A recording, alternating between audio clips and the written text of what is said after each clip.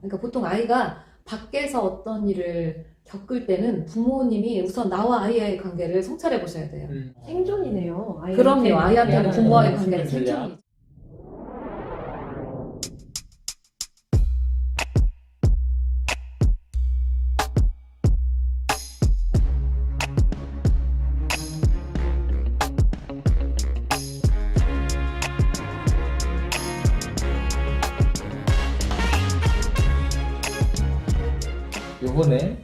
요번엔 거절을 하지 못하는 아이들이 있어요. 네. 뭐 친구들의 부탁 또는 폭력적인 행동에도 거절을 하지 못하는 아이들. 어떻게 대처해야 할까요? 그거와 정말 떠오르는 한 아이가 있는데 말씀드려도 될까요? 네, 네. 이제 오래전 일이에요. 근데 이제 저는 그때 그 상담실이 저의 소속에 있는 그 인성부장을 맡고 있었고, 그날 상담 선생님은 마침 그 출장 중이었어요. 근데 어떤 남 선생님 반의 여학생 하나가 이대로 막 집을 나가서 또는 학교를 나가서 죽어버리겠다 막 난리를 치는 그런 어떤 폭발 상태에 있었던 거예요. 격렬한 상태. 이 선생님이 이제 이게 총각 선생님이고 아이를 어떻게 붙잡을 수도 없고 어떻게 해야 될지 모르니까 저한테 막 쫓아와서 부장님 제발 우리 반에 좀 만나주세요 하는 거예요. 그래서 이제 제가 그 아이를 그 텅 빈 그 상담실에서 만나서 얘 뭐가 제일 힘드니 이렇게 말했더니 얘가 바로 그 거절을 못하는 아이였던 거예요. 초등학교 때 한 5, 6학년 됐을 때였겠죠. 그 어떤 친구가 계속 다가와서 잘해주더니 점점점 자기를 이용하는 그런 일을 시키는 거예요. 근데 얘는 그것을 이제 하다 보니까 마음 불편해지고 거절은 못하고 계속 더 불편해지고 막 뭔가 폭발할 지경이 되니까 이제 엄마한테 얘기를 한 거예요. 이 엄마가 성격이 강하셔가지고 학교를 와서 이제 난리를 뒤집어 놓은 거죠. 이렇게 혼내 공개적으로 문제를 삼고. 그러니까 이제 그때 일은 그렇게 지났지만 중학교 1학년에 다시 들어왔는데 또 유사한 친구를 만난 거예요. 잘해주는 척 하다가 점점점 이용해먹고 막 이게 불편하게 만들고 참을 수 없는 지경에까지 왔어. 근데 엄마한테 얘기하면 이게 작은 일도 큰 일이 돼. 애가 이렇게 생각하고 이제 이번에 누구한테 하소연을 했냐면 2학년 선배 언니들한테 언니 나 이만해서 힘들어 이렇게 하소연을 한 거예요. 근데 제가 그 2학년들을 알아요. 나쁜 애들이 아니에요. 그래서 그냥 얘 친구를 만나서 얘 네가 친구가 돼갖고 이만 하면 안 되지 않겠니? 이 정도로 얘기를 했대요 선배들이. 근데 이제 그 애는 상대방의 그 애는 얘가 자기 선배들을 동원해서 나를 협박한다 이런 소문을 확 퍼뜨린 거죠.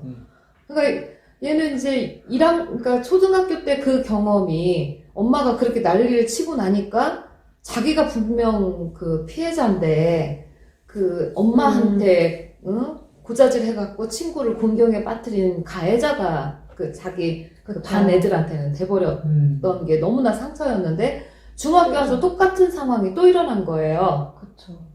그래서 막 얘가 막 미칠 지경이 된 거죠. 감정적으로. 예. 그러니까 모든 애들이 막 손가락질하고 막 이런 상황이 된 거니까요. 그래서 제가 얘야 되게 힘들겠다. 얼마나 많이 힘들었니? 이렇게 일단 감정에 공감을 해주고 나서 근데 너 안 돼. 또는 싫어. 못해. 이런 말 잘 못하지. 그랬더니 얘가 선생님 그걸 어떻게 하셨어요?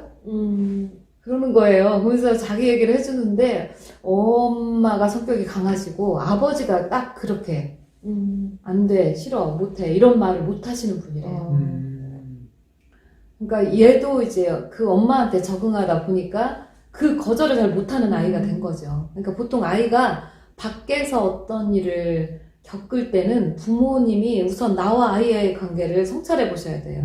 왜냐하면 아이는 그 부모에게 적응해야 살아남잖아요.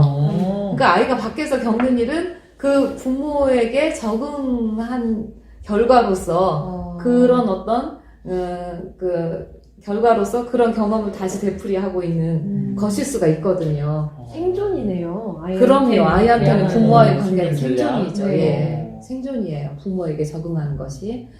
그래서 이제 자기는 노라고 못하고 그래서 제가 그랬어요. 패턴을 읽어줬어요. 네가 스스로 안 돼, 싫어라고 말 못하고 제3자한테 말하니까 자꾸 문제가 커지는 거야. 근데 네가 그것을 안 되겠어.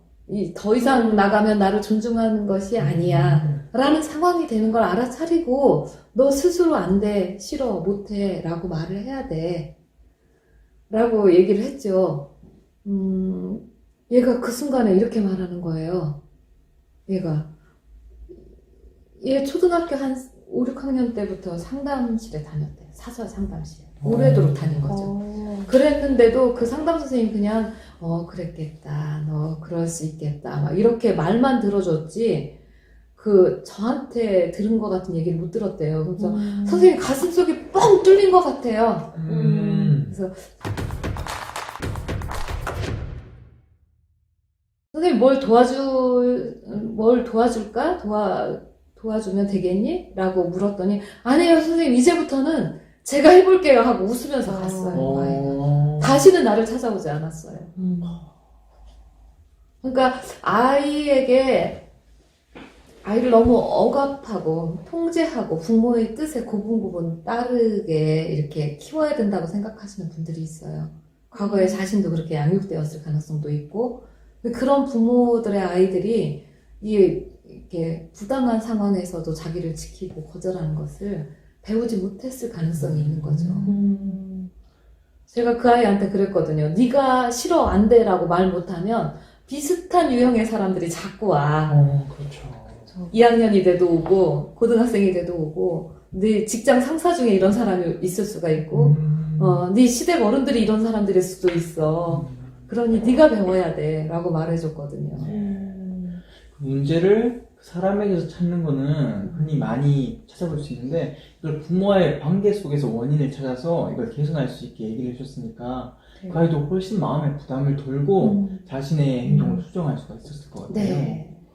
그러니까 자기는 엄청난 피해자라고 생각했지만 문제 해결을 제때 못해서 다른 방식으로 이걸 터뜨리다가 자꾸 부작용을 겪은 경우라고 이제 알아차린 거죠. 알아차린. 네, 그래서 부모님들께서 좀 아이를 존중하고 그 아이에게 선택의 여지도 좀 주시고 너무 억압하지 않고 이렇게 아이를 기르시는 게 중요하고요.